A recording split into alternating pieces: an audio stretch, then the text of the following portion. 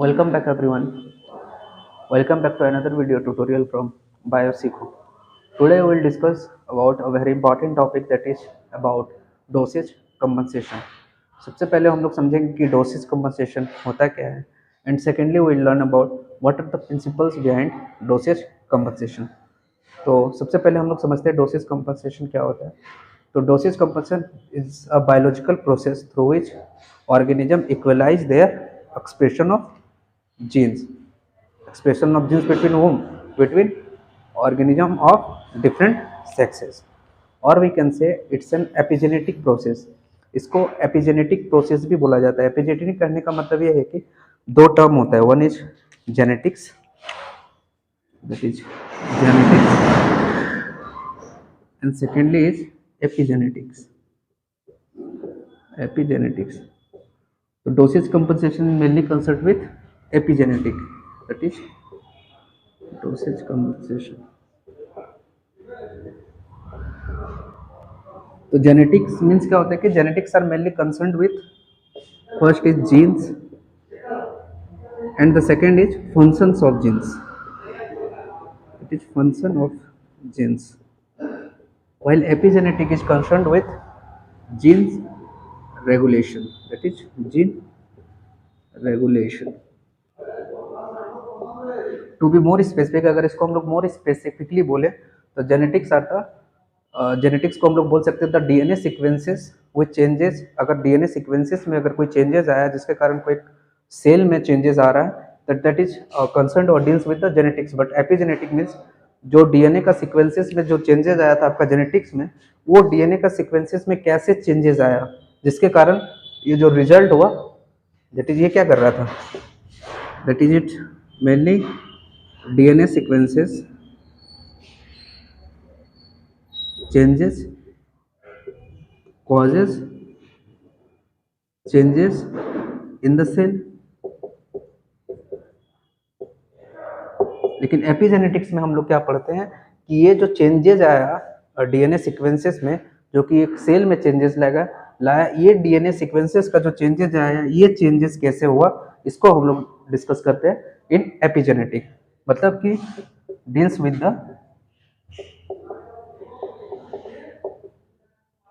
The cause for the changes in the cell. मतलब इसमें क्या हुआ, genetics are mainly concerned with the DNA sequences में changes आना जिसके कारण सेल में चेंजेस आता है. लेकिन एपिजेनेटिक में ये जो कॉज हुआ इसको हम लोग स्टडी करते हैं एपिजेनेटिक में कि वो जो डीएनए सीक्वेंसेस में चेंजेस आया वो कैसे आया.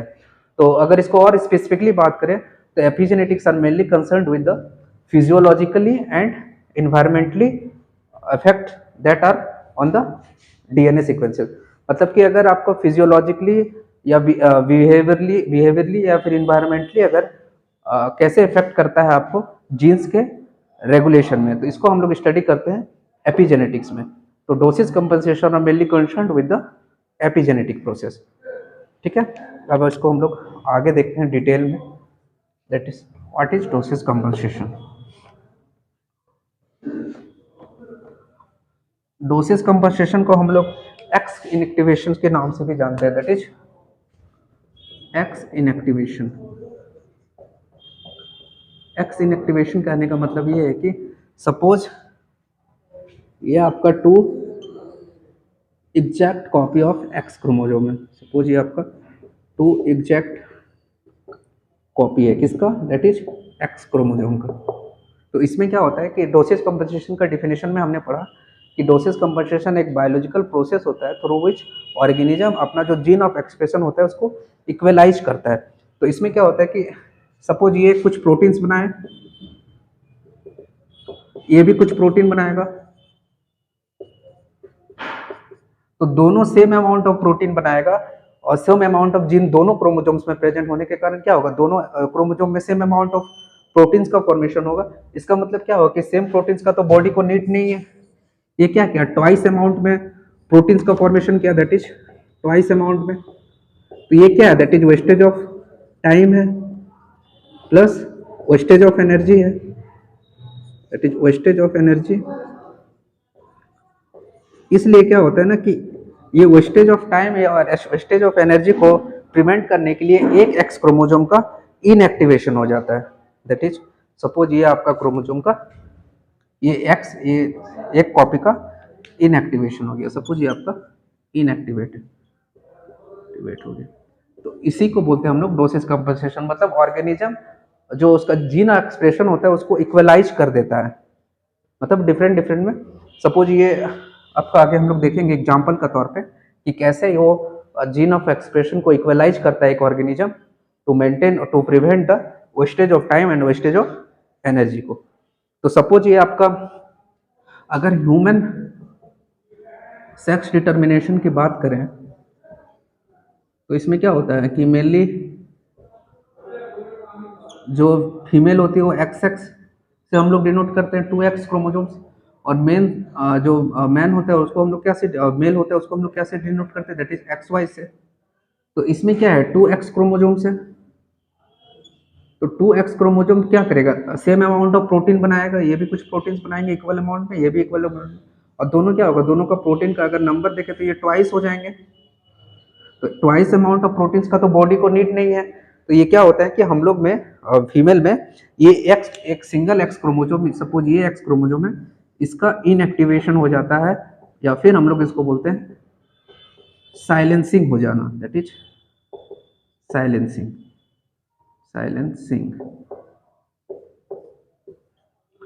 तो कुछ कुछ केसेस में होते हैं कि एक एक्स क्रोमोसोम का ही प्रोडक्ट आपका फॉर्म होगा, तो उसको ये नॉर्मल हम लोग ह्यूमन सेक्स डिटर्मिनेशन में ये चीज देखा जाता है। लेकिन कुछ कुछ कंडीशंस में ये दोनों एक्स क्रोमोसोम्स क्या करेंगे, अपना प्रोडक्ट्स को फॉर्म करते हैं, जिसको हम लोग बोलते हैं hyper activation, that is hyper activation of x chromosome. मतलब ये दोनों का दोनों एक्स क्रोमोसोम अपना अपना प्रोडक्ट्स फॉर्म करेंगे, उस प्रोसेस को हम लोग बोलते हैं दैट इज हाइपर एक्टिवेशन। मतलब ये दोनों एक्स क्रोमोसोम का हाइपर एक्टिवेशन हो जाएगा। लेकिन ह्यूमन सेक्स डिटर्मिनेशन में क्या होता है कि जैसे फीमेल में आपका ये फीमेल है, ये आपका मेल है, तो दोनों same kind of same amount of proteins बनाएगा, लेकिन उतना प्रोटीन्स का जरूरत नहीं है हम लोग बॉडी में। तो ये क्या करेगा कि wastage of time and wastage of energy को प्रिवेंट करने के लिए एक एक्स क्रोमोसोम आपका इनएक्टिवेट हो जाएगा, मतलब साइलेंट हो जाएगा। तो अगर ये हो गया आपका एक एक्स एक्टिवेशन का एग्जांपल। अगर इसका सेकेंडली बात करें दैट इज हाइपर एक्टिवेशन का, तो सी एलिगेंस में क्या होता है ना, ये आपका सपोज सी एलिगेंस क्या होता है, ये एक वर्म होता है, और इसका जो सेक्स डिटर्मिनेशन होता है वो बहुत कॉम्प्लिकेटेड होता है, दैट इज कॉम्प्लिकेटेड कहने का मतलब ये होता है कि इसका जो मेल होता है, इसके मेल में सिर्फ एक ही एक्स क्रोमोसोम प्रेजेंट होता है, दैट इज एक ही एक्स क्रोमोसोम प्रेजेंट होता है किसमें, मेल में। तो एक ही एक्स क्रोमोसोम होता है, तो इसको हम लोग डिनोट करते हैं एक्सओ सिस्टम बोलते हैं, दैट इज एक्सओ सिस्टम। और इसका दूसरा नाम है that is X null system, that is null system. इसमें क्या होता है ना कि एक ही एक्स क्रोमोसोम प्रेजेंट होता है और वो फिर आपका एक्टिवेट होता है, और वही सारे प्रोटीन्स का फॉर्मेशन वो सिंगल एक्स क्रोमोसोम ही करता है। लेकिन इसका अगर बाइसेक्सुअल का बात करें तो सी एलिगेंस के बाइसेक्सुअल्स में आपके 2x क्रोमोसोम्स होता है, दैट इज 2x क्रोमोसोम होता है। 2x क्रोमोसोम कहने का मतलब ये है कि इसमें दोनों x क्रोमोसोम होता है, ये आपका दोनों एक्टिवेट रहता है। सपोज इस मेल में सी एलिगेंस के सपोज ये एक ही x क्रोमोसोम था, तो सी एलिगेंस के मेल में क्या हो रहा था, सपोज ये आपका 200 प्रोटीन्स का फॉर्मेशन कर रहा था। लेकिन बाइसेक्सुअल में क्या होता है कि सी एलिगेंस के केस में जो बाइसेक्सुअल है उसमें क्या होता है कि ये एक्स क्रोमोसोम और ये एक्स क्रोमोसोम दोनों एक्स क्रोमोसोम आपका एक्टिवेट रहता है। मतलब कि अगर एक्स क्रोमोसोम को 200 प्रोटीन्स बनाना है, दैट इज 200 प्रोटीन्स बनाना है, तो सपोज ये आपका बनाएगा कितना, दैट इज सपोज ये आपका बना रहा है 80, मतलब 120 में 80 प्रोटीन्स ये एक्स क्रोमोसोम सिंथेसिस कर रहा है, और सपोज इसमें आपका 120 प्रोटीन्स बना रहा है कौन, ये सेकेंड वाला एक्स क्रोमोसोम। तो टोटल कितना हो गया 200। तो क्या हुआ, एक तरफ से जितना ये इसका प्रोटीन ये मेल में इसका एक एक्स क्रोमोसोम बना रहा है दैट इज 200 प्रोटीन, बाइसेक्सुअल का केस में सी एलिगेंस में दोनों एक्स क्रोमोसोम मिलकर 200 प्रोटीन्स बना रहा है। मतलब कि ये क्या किया ऑर्गेनिज्म, डिफरेंट सेक्स, ये दोनों डिफरेंट सेक्स है, ये मेल है आपका, ये बाइसेक्सुअल है, तो क्या किया कि इक्वलाइज किया किसको, अपना जीन ऑफ एक्सप्रेशन को, कि ये अकेले मिलके अकेले 200 प्रोटीन्स का सिंथेसिस कर रहा है और ये दोनों एक्स क्रोमोसोम एक्टिवेट होके 200 का प्रोटीन का फॉर्मेशन कर रहा है। इसको हम लोग बोलते हैं hyper activation, that is hyper activation of both of the chromosome. तो डोसेज कंपोजिशन क्या है? Dosage composition is the biological process through which organism equalize their expression of gene between whom, between different sex of organism, मतलब एक ही organism के different sexes के होने के कारण ये क्या करेगा, आपका जीन्स का एक्सप्रेशन को इक्वली डिस्ट्रीब्यूट कर देगा। जैसे कि ह्यूमन सेक्स डिटर्मिनेशन में हमने देखा कि दो एक्स, जैसे कि आपका फीमेल में 2x क्रोमोसोम है, तो वहाँ दोनों एक्स क्रोमोसोम एक्टिवेट नहीं होता है, वहाँ एक ही एक्स क्रोमोसोम एक्टिवेट रहता है, एक आपका साइलेंस रहता है। साइलेंस करने का मतलब ये है कि ये आपका इनएक्टिव रहेगा और जो एक ही सिंगल एक्स क्रोमोसोम है वो एक्टिवेट रहेगा और वही सारे प्रोटीन्स का सिंथेसिस करेगा to prevent the wastage of time and wastage of energy. लेकिन आपका सी एलिगेंस का केस में क्या होगा, सी एलिगेंस का जो मेल होता है उसमें एक ही सिर्फ सिंगल एक्स क्रोमोसोम प्रेजेंट होता है, इसलिए इसको हम लोग एक्सओ या फिर एक्सनल सिस्टम बोलते हैं, एक्सनल सिस्टम बोलते हैं, जिसमें कि एक ही एक्स क्रोमोसोम आपका एक्टिवेट रहेगा और यही एक्स क्रोमोसोम सारे प्रोटीन्स का सिंथेसिस करेगा। लेकिन यही अगर सी एलिगेंस के बाइसेक्सुअल की बात करें तो बाइसेक्सुअल में इसके ये हाइपर एक्टिवेशन का प्रॉपर्टी शो करता है। हाइपर एक्टिवेशन कहने का मतलब है कि ये दोनों एक्स क्रोमोसोम एक्टिवेट हो जाएगा और ये दोनों एक्टिवेट होके अगर मान लीजिए 200 प्रोटीन्स बन रहा था तो ये दोनों मिला के 200 प्रोटीन बनेगा और दोनों 200 जो प्रोटीन, सपोज ये 180 प्रोटीन्स बनाया ये एक्स क्रोमोसोम, ये आपका 200 बनाया, 120 बनाया, तो ये 80 और ये 120 दोनों डिफरेंट प्रोटीन्स होंगे। मतलब कि सेम प्रोटीन्स ये नहीं होगा कि ये 80 है तो इसका भी 80 प्रोटीन्स और 120 प्रोटीन दोनों सिमिलरिटी शो नहीं करता है, ये different kind of proteins form करेगा, ये x chromosome different kind of proteins का सिंथेसिस करेगा। दैट इज वो अपना जो जीन ऑफ एक्सप्रेशन है उसको इक्वली डिस्ट्रीब्यूट कर दिया। डिस्ट्रीब्यूट किसमें किया? That is among the x chromosome. और इसको ये जो चेंजेस होता है दैट इज साइलेंसिंग या फिर इनएक्टिवेशन जो होता है, ये डायरेक्टली कंसर्न और डील्स विद होता है किसका? That is behaviour and environmental factors के। इन्वायरमेंटल और बिहेवियर फैक्टर जो होते हैं दैट इज इन्वायरमेंटल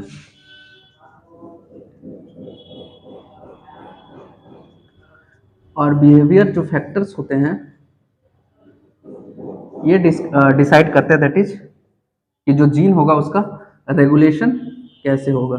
इसीलिए हम लोग इसको एपिजेनेटिक प्रोसेस भी बोलते हैं, दैट इज एपिजेनेटिक।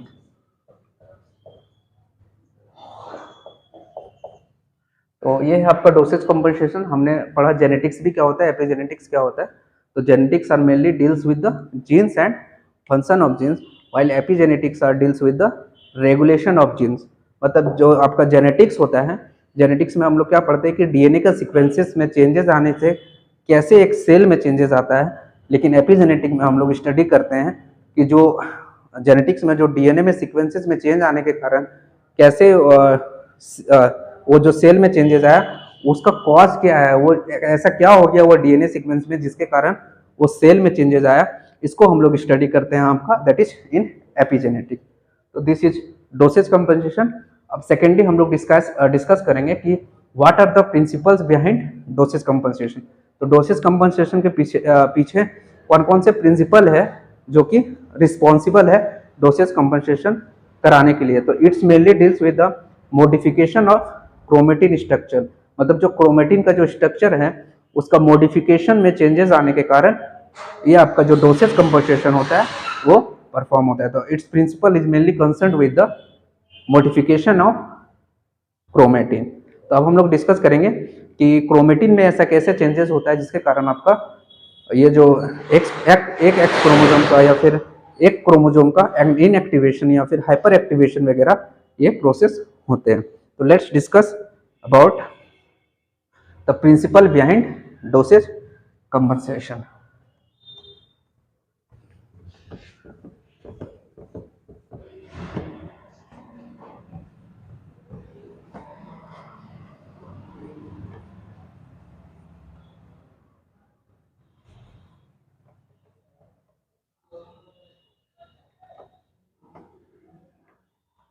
तो डोसेज कंपनसेशन के पीछे प्रिंसिपल क्या है? That is principle is modification of chromatin structure.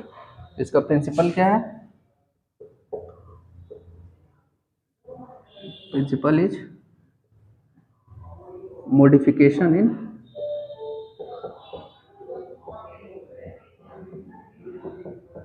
Chromatin structure, that is chromatin structure. Suppose ये आपका एक डीएनए है, ठीक है, ये आपका एक, सपोज ये आपका एक डीएनए है, तो डीएनए में मेनली क्या क्या कंसिस्ट करेगा? That is it will have promoter region, it will have regulator region, it will have operator region. तो अगर इसको प्रोमोटर रीजन मतलब यहीं पे आके आपका पॉलीमरेज एंजाइम बाइंड करेगा, फिर इससे एमआरएनए का सिंथेसिस होगा, फिर इससे फर्दर प्रोटीन्स बनेंगे। तो अगर इसको हम लोग मोर स्पेसिफिकली देखें तो इसका स्ट्रक्चर कैसे होगा? दैट इज ये सब ये आपका डीएनए है, दैट इज डीएनए है। तो इसमें क्या होता है ना कि डीएनए में हिस्टोन प्रोटीन्स का रोल होता है, that is histones protein. Suppose second step में ये आपके हिस्टोन्स प्रोटीन्स हैं। हिस्टोन्स प्रोटीन्स क्या होते हैं? हिस्टोन्स आर बेसिक प्रोटीन्स होते हैं। हिस्टोन्स वो बेसिक प्रोटीन होते हैं और मेनली रीच होते हैं किससे? That is arginine and lysine amino acid residue से। तो ये जो डीएनए होता है ये यही हिस्टोन्स के अराउंड रैप हो जाता है, इसी हिस्टोन्स में रैप हो जाता है। तो सपोज अगर इसका स्ट्रक्चर देखें तो हम लोग ये इस फॉर्म में होगा, ये आपका डीएनए है,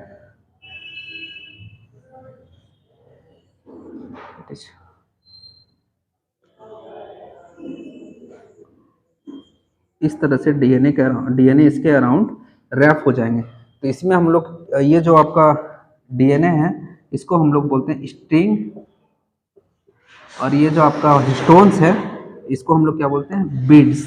इसीलिए हम लोग इसको बोलते हैं beads on string, that is beads on string.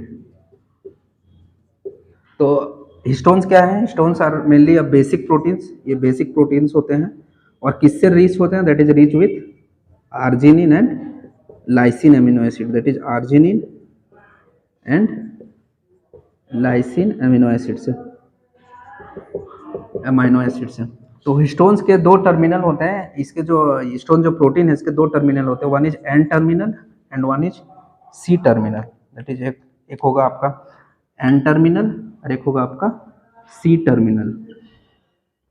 तो जो भी चेंजेस वगैरह आते हैं वो होते हैं एन टर्मिनल में,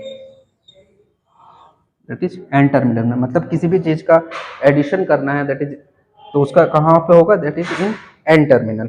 तो सपोज ये आपका बीट्स ऑन स्ट्रिंग है, अगर इसका और कॉम्पैक्ट स्ट्रक्चर देखें हम लोग, इसका और कॉम्पैक्ट स्ट्रक्चर क्या होगा? That is it will be in chromosome form, that is ये क्रोमोसोम के फॉर्म में हो जाएगा। तो ये क्या है आपका? Open form, that is open form of DNA, और ये कंडेंस्ड होके क्या क्या हो गया? That is closed, that is closed. और ये कैसे हो गया? दैट इज कंडेंस्ड फॉर्म में। तो ये आपका सपोज कीजिए डीएनए से आरएनए एमआरएनए बनेगा, तो ये डीएनए है, तो सपोज ये डीएनए का आपका रेप्लिकेशन होना है। तो डीएनए क्या होता है ना कि सपोज आपका ये एक डीएनए है और जो जीन है आपका, जिस जीन का रेगुलेशन होना है वो ये है। तो ये क्या होता है ना कि जो इसके ये हिस्टोन्स के ये जो रैप होता है बीट्स ऑन स्ट्रिंग मॉडल, ये जो बहुत कॉम्पैक्ट स्ट्रक्चर होता है, जिसके कारण क्या होता है ना, हिस्टोन जो प्रोटीन होता है इससे ये जीन सपोज ढका हुआ रहता है। तो अगर ये ढका हुआ रहेगा तो जब तक ये एक्सपोज नहीं होगा इस पर आके पॉलीमरेज एंजाइम बाइंड नहीं कर सकते और ये डीएनए का रेप्लिकेशन नहीं होगा। तो सबसे पहले हम लोग को क्या करना होता है कि ये जो हिस्टोन है इसको यहाँ से रिमूव करना होगा, तभी तो ये जो डीएनए है वो एक्सपोज होगा तभी तो इस पे आके आपका पॉलीमरेज एंजाइम बाइंड करेगा और फिर डीएनए का रेप्लिकेशन होगा। तो इसको ये जो रिमूव करना है हिस्टोन को, जो कि डीएनए उसके ऊपर रैप किया हुआ है, तो इसको रिमूव करने के लिए हम लोग कुछ प्रोसेसेस होते हैं जिसको हम लोग बोलते हैं मिथाइलेशन एंड एसिटाइलेशन। तो सपोज ये आपका ओपन फॉर्म है और वो आपका क्लोज फॉर्म है, तो क्या होता है ना कि सपोज ये आपका ओपन फॉर्म है ये ओपन से क्लोज।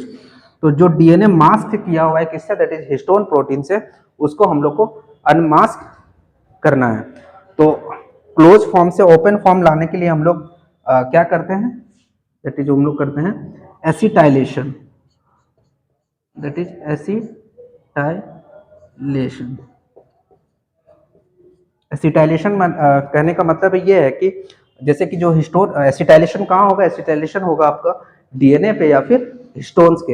हिस्टोन्स में दो टर्मिनल होते हैं, वन होता है आपका एन टर्मिनल और सी टर्मिनल, एक होता है आपका सी टर्मिनल, कार्बोक्सी टर्मिनल, एक अमाइन टर्मिनल। तो जो भी चेंजेस करना होता है हम लोग को, वो हम लोग बेसिकली करते हैं एन टर्मिनल पे।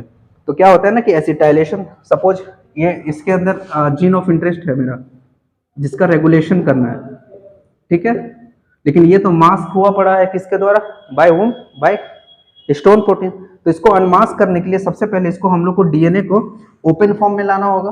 वो क्लोज फॉर्म है, ये ओपन फॉर्म है, तो डीएनए को हम लोग को ओपन फॉर्म में लाना होगा। तो डीएनए को ओपन फॉर्म में लाने के लिए हम लोग एसिटाइलेशन करते हैं। एसिटाइलेशन करने का मतलब है कि ये जो आपका हिस्टोन प्रोटीन है उसके एन टर्मिनल पे एसिटाइल ग्रुप ऐड कर देते हैं। ये एसिटाइल ग्रुप कौन ऐड करता है, दैट इज एक एंजाइम्स होते हैं जिसको हम लोग बोलते हैं hat enzyme, that is hat. इसका पूरा नाम है आपका histone acetylase transferase, that is transferase. मतलब ये क्या करेगा कि हिस्टोन पे एसिटाइल ग्रुप ट्रांसफर कर देगा, हिस्टोन पे कहाँ पे, that is N terminal end पे।